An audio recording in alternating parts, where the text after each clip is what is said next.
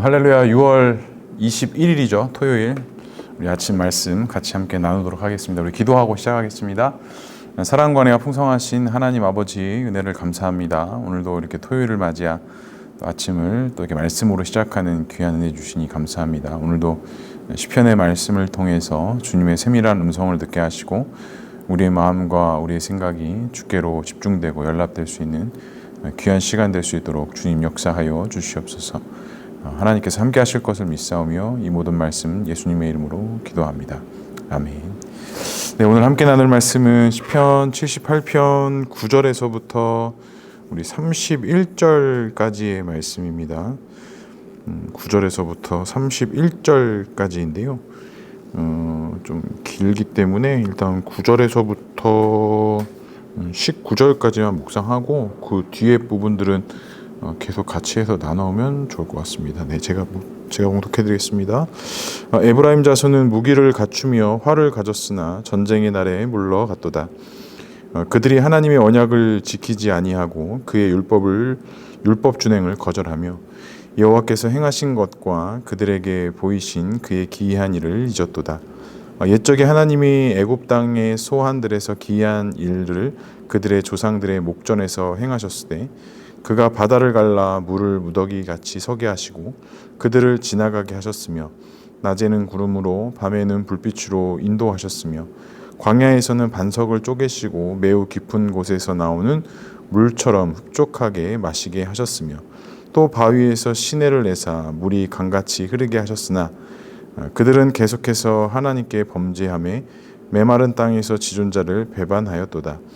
그들이 그들의 탐욕대로 음식을 구하여 그들의 심중에 하나님을 시험하였으며 그뿐 아니라 하나님을 대적하여 말하기를 하나님이 광야에서 식탁을 베푸실 수 있으랴. 아멘. 네, 오늘은 토요일 아침입니다. 지금 금요일 날 촬영하고 있는데요. 비가 오늘 밤 내일 오전까지 해서 이제 많이 온다라는 것 같아요. 본격적으로 장마의 시작이 된 것 같습니다. 오늘은 시편 78편 중간 부분이죠. 중간 부분의 말씀을 통해서 이야기를 계속 함께 나눴으면 좋겠습니다. 시편 기자는 오늘도 그 하나님의 놀라운 구원의 역사에도 불구하고 그 이스라엘 백성들이 반복적으로 그 믿음으로 서지 못하는 어떤 그런 상황들 이런 것들을 또 이야기하시면서 오늘은 또 시편 기자가 그 에브라임 자손의 어떤 이 이야기를 하면서 과거에 있었던 출애굽 역사들의 사건들을 이야기하면서 다시 회상하고 하나님의 은혜가 있었다라는 것을 이야기하고 있습니다. 배경적인 어떤 이야기들이 좀 많이 있는 좀 부분이긴 하지만 오늘은 이 시편 본문의 중심으로 하여서 좀 이야기를 나누면 좋을 것 같아요. 에브라임은 하나님의 절대 주권으로 좀 이스라엘의 대표적인 민족이 되었죠. 이제 그 가운데서 역사적인 어떤 흐름과 상황 속에 큰 위기들도 찾아왔고 또 그 가운데서 또 흔들리는 또 그런 가운데 또 있기도 했습니다. 그러면서 오늘 시편 기자는 이들을 이야기하면서 첫 번째로 하나님의 언약의 약속을 하나님께서는 어떻게 지켜 나가시는지에 대한 이야기들을 시작합니다. 10절에 보니까 이렇게 다시 말씀하고 있어요. 그들이 하나님의 언약을 지키지 아니하고 그의 율법 준행을 거절하며 라고. 첫 번째는 언약을 지키지 않았다라고 이야기합니다. 그러니까 하나님께서 이스라엘 백성들과 맺으셨던 그 언약은 어떤 물질로서의 맺어진 언약 관계도 아니었고 어떤 조건에 있는 부합하여서 맺어진 사실 언약 관계도 아니었어요. 하나님께서 이스라엘 백성들을 선민으로 삼아 주셨고 그들을 이제 구원의 길로 그들을 인도하고 그들을 하나님의 선한 길로 인도하시겠다. 그래서 이 인류의 범죄와 함께 하나님께서 그 이스라엘과 맺으신 그 언약의 약속이 그 신실성이 계속적으로 연결되고 있었던 것이죠. 그렇기 때문에 이 언약의 약속은 이 세상을 창조하신 하나님과 피조물 간의 약속이었기 때문에 어떤 인과응보적인 결과, 어떤 조건적인 약속의 결과가 아니라 하나님의 무조건적인 선택과 하나님의 무조건적인 약속으로 체결된 언약의 약속이었기 때문에 이 약속에 대해서는 이스라엘 백성들이 정말 생명을 다하여서 지켜야 하는, 그것을 간직해야 하는 것이 이 하나님과 이스라엘과 맺은 이 언약의 약속이었다라는 것입니다. 그리고 하나님께서는 이 언약의 약속의 근거로 인하여서 항상 심판을 뛰어넘으셔서 이스라엘 백성들에게 은혜를 허락해 주셨고, 다시 한번 살아나고 다시 한번 앞으로 나아갈 수 있는 그런 은혜를 사실은 이 언약의 약속의 근거로 주셨다라는 것입니다. 그런데 어떻습니까? 오늘 말씀에는 그 이스라엘 백성들이 하나님과의 맺은 그 언약의 약속을 지키지 아니하였고 그 율법도 지키는 것을 거절하였다라고 이렇게 이야기하고 있어요. 그러니까 이 언약을 지키는 것이 그렇다면 어려움이었는가? 그렇지 않습니다. 신명기 30장 11절에 보면 이런 말씀이 있어요. 내가 오늘 내게 명령한 이 명령은 내게 어려운 것도 아니요 먼 것도 아니니라 라고 이렇게 이야기해요. 그러니까 하나님께서 이스라엘 백성들에게 주셨던 그 언약의 약속과 그 율법의 기준들이 어떤 필요 조건적으로 되게 부담스럽고 어려웠다라기보다는 이스라엘 백성들이 거부하고 거절하는 측면이 사실은 더 많이 있었다라는 거예요. 그러니까 이 인간이 가지고 있는 연약함과 한계성 때문에 어쩔 수 없는 그런 언약의 불순종, 언약의 거절이 아니라 지금 신명기 말씀에 담아 있는 것을 보게 되면 이스라엘 백성들은 그 모든 것이 알고 있음에도 불구하고 하나님께서 주신 그 언약의 약속을 신실하게 지켜나가는 것을 고의적으로 조금 거절하고 거부하는 듯한 그들의 마음의 중심의 자세가 있었다라는 것입니다. 근데 하나님의 언약과의 관계는 그렇게 가볍게 여겨져야 될 관계가 아니라 이 생명과 같이 지켜야 하는 것이고, 또 그것이 이스라엘 백성들에게 어렵고 힘들고 귀찮고 이런 것이 아니라 이 언약과 율법이라는 것은 이스라엘 백성들의 정체성이었고 그들의 정신의 문제였기 때문에 사실은 너무나도 당연한 것이었고 기본이었고 근본이었기 때문에 그들에게 어려운 문제가 아니라 그들의 삶의 중요한 축의 문제였다라는 것입니다. 근데 어떻습니까? 이스라엘 백성들이 그 언약을 가볍게 생각하면서 자신의 인생과 삶에서 중심축이어야 할 그 언약의 약속이 약화되기 시작하고, 이제는 그것을 귀찮게 생각하고 안일하게 생각하고 그것이 우리에게 굳이 필요 없어도 된다라는 이런 안일한 마음 가운데 그들이 일관하기 시작했다는 것입니다. 또 이어지는 말씀은 하나님께서 행하시는 일을 잊었다라고 이렇게 말씀하고 있습니다. 11절에 말씀하죠. 여호와께서 행하신 것과 그들에게 보이신 그의 기이한 일을 잊었도다. 12절에도 옛적에 하나님이 애굽 땅의 소환들에서 기이한 일들 그들의 조상들의 목전에서 행하였으되라고 하면서 이제 출애굽 과정에 있었던 홍해가 갈라지고 구름 기둥 불 기둥 또 반석을 쪼개시고 물을 내게 하신 이런 여러 가지 상황들을 이제 이야기하면서 이러한 모든 상황들을 너희가 이제 잊어버렸다라고 이렇게 이야기를 합니다. 그러니까 이 하나님께서 과거에 행하셨던 그 출애굽 사건의 일들을 잊어버렸다라는 것은 그리 간단한 문제가 아닙니다. 여기서 특별히 또 잊었다라는 것이 단순히 어떤 기억 속에서 희미해지고 사라졌다라는 그런 뜻을 가지고 있는 것이 아니라, 여기서 행하신 일을 잊었다라는 것은 하나님께서 그때 그렇게 은혜 주신 것에 대해서 무시했다라는 뜻을 가지고 있습니다. 그러니까 단순히 까먹어서 오랜 시간이 지나서 그것을 자연스럽게 잊어버린 수준이 아니라 우리 조상들에게 행하신 그 하나님의 놀라운 구원의 역사를 뭐했다라는 거예요? 인정하지 않았다라는 거예요. 오히려 그것을 무시했다라는 것이 오늘 시편 기자의 고백이에요. 그러니까 하나님께서 보여주신 어떤 이런 초자연적인 역사, 하나님의 구원의 놀라운 섭리를 그들은 인정하지 않고 부정했다라는 것입니다. 근데 인간이 가지고 있는 것도 보면 한계성입니다. 저도 지금까지 어떤 사역들을 돌아보면서 하나님께서 어떤 특별한 은혜들을 주시고 또 모든 사람이 인정할 만한 그런 놀라운 일이 벌어졌을 때도 일부 신앙이 없고 믿음이 연약한 자들은 그것에 대해서 인정하지 않는 경우들이 정말 많이 있었던 것을 제가 기억하고 있습니다.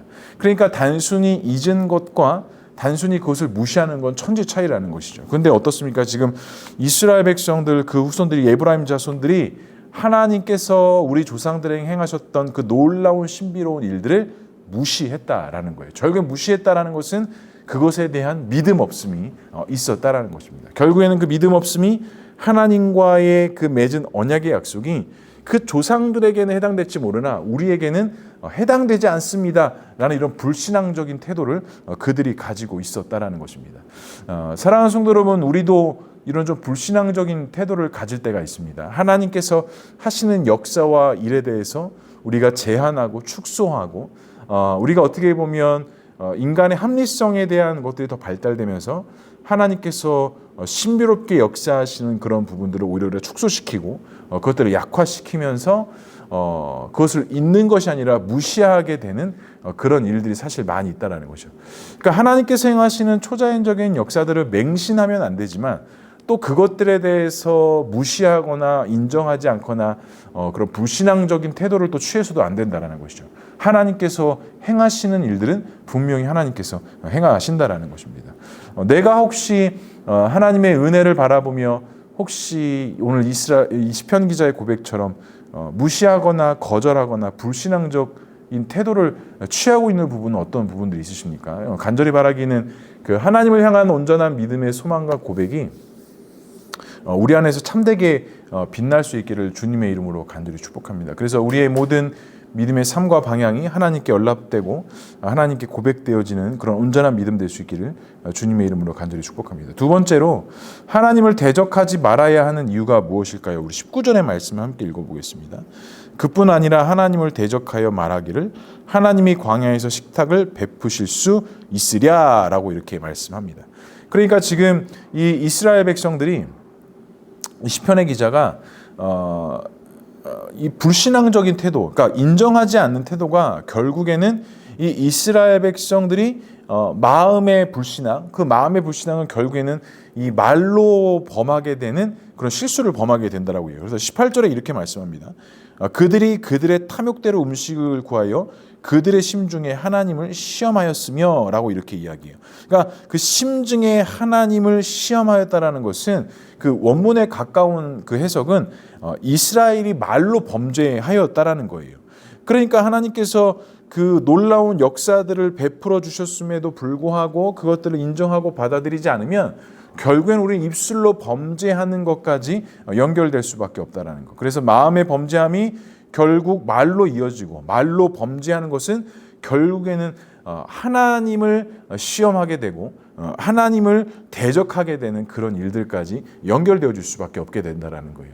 그러니까 결국엔 모든 죄의 시작은 우리에서 마음에서부터 시작되고 그 마음에서부터 시작됐던 것은 우리의 말과 우리의 생각을 점령하기 시작하고 결국엔 우리의 말과 생각을 빼앗기기 시작하면 결국에는 우리가 하나님을 대적하고 하나님 앞에 범죄하는 일들까지 연결된다는 것이다. 그리고 이는 결국 하나님을 믿지 않고 구원에 그 의지해야 될 것들을 인정하지 않는다라는 것까지 연결되어진다라는 것입니다. 그래서 우리가 오늘 읽지 않았지만 이 31절까지의 본문의 말씀을 보게 되면 계속적으로 그에 대한 이야기들을 해요. 하나님께서 뭐 이런 궁창을 명려서 하늘문도 여시고 만나온 비를 내려주시고 떡도 먹게 하시고 모든 것들을 다 해주셨지만 그들이 먹고 모든 것을 해주셨지만 하나님을 믿지 아니하였다라고 이렇게 이야기해요. 그래서 30절과 또 31절에도 계속 그런 이야기들이 반복되는 것입니다. 그러니까 하나님께서는 분명히 언약의 근거의 말씀대로 은혜를 허락해 주시고 이스라엘 백성들을 이끌어 가여 주셨지만 이 하나님의 하셨던 일들을 우리가 결국에는 인정하지 못하고 믿지 못하면 우리는 세상의 방법을 의지할 수밖에 없고 세상의 방법을 의지하는 순간 결국에 우리 신앙과 믿음, 우리의 정체성, 우리 정신 모든 것 자체가 다 무너질 수밖에 없는 삶을 살아갈 수밖에 없게 된다는 것. 그러니까 이 하나님의 언약의 약속이 이만큼 우리의 신앙과 믿음에 있어서 너무나도 중요합니다. 그럼 우리에게 주신 그 새 언약의 약속은 뭐예요? 하나님께서 함께하여 주시고 하나님께서 우리들을 영원히 동행하여 주시고 예수를 부르는 자들에게는 하나님의 자녀가 되고 하나님 나라 백성이 되게 하신다라는 그 새 언약의 말씀이 우리에게, 그 복음이 우리에게 있어요. 근데 우리가 그 복음을 기억하지 못하고 자꾸 눈에 보여지는 현실 속에 타협하고 눈에 보이는 현실을 따라가게 된다면 우리 역시도 그 믿음의 길에서 어긋나고 어그러지는 그런 결과들을 가져올 수밖에 없게 된다는 것. 그래서 성도님들 꼭 기억하시기 바랍니다. 우리의 모든 믿음의 방향과 초점은 반드시가 하나님의 약속의 말씀에 근거하여야 돼요. 그 하나님의 언약의 약속에 근거하지 못하면 우리 역시도 하나님의 어떤 진노하심, 대적함을 살 수밖에 없고 결국에는 우리 신앙과 믿음도 이 세상 속에서 타협되어지는 신앙, 좀 온전치 못한 신앙의 길을 걸어갈 수밖에 없게 된다는 것. 그래서 간절히 바랍니다. 우리의 모든 그 신앙의 방향과 관점들이 그 약속에 근거하여서 시작되어지는 우리의 믿음, 우리의 신앙이 될 수 있기를 주님의 이름으로 간절히 축복합니다. 지난 한 주간 동안 계속 시편의 말씀을 나누면서 저 개인적으로는 참 많은 묵상들을 하게 되었습니다. 하나님께서 우리에게 주신 그 언약의 약속, 근거되어지는 것들을 통해 우리가 정말 하나님을 바라보아야 되고 그 하나님의 놀라우신 능력 가운데 새겨지는 그 귀한 은혜 가운데 우리가 세워져야 된다는 것. 그래서 오늘 하루 주님이 주시는 그 평안과 안식을 누리면서 나아갈 때 그 하나님의 그 약속의 말씀을 좀 다시 기억했으면 좋겠습니다. 그 임마누엘 대신 예수 그리스도께서 우리와 함께 하시고 우리 소망 되어 주시고 우리의 주인 되어 주시는 그 삶을 통해 우리가 믿음으로 나아갈 수 있다라는 것. 그와 같은 믿음의 고백, 믿음의 선포로 인하여서 오늘 하루도 승리할 수 있는 저와 우리 모두가 될 수 있기를 주님의 이름으로 간절히 축복합니다. 기도하겠습니다. 사랑과 은혜가 풍성하신 하나님 아버지, 우리의 생명과 호흡을 주관하시고 우리에게 은혜를 베풀어 주셨던 그 하나님의 은혜를 기억합니다. 오늘 이스라엘이 하나님께서 과거에 행하셨던 그 언약의 약속들을 기억하지 못하고 하나님을 대적하고 하나님 앞에 불신앙적으로 나아갔던 그러한 모습들, 혹시 이 모습이 우리의 모습, 나의 모습인지 아닌지 다시 한번 돌아보며 점검합니다. 간절히 바라기는 더욱더 하나님 앞에 온전한 믿음으로 살아가게 하시고 주님만을 찬양하고 예배하며 나아가는 우리 모두의 삶이 되어줄 수 있도록 주님 역사하여 주시옵소서. 하나님께서 함께 하실 것을 믿사오며 이 모든 말씀 예수 그리스도의 이름으로 기도합니다. 아멘. 네, 오늘 하루도 말씀으로 승리하는 하루 되시길 바랍니다. 감사합니다.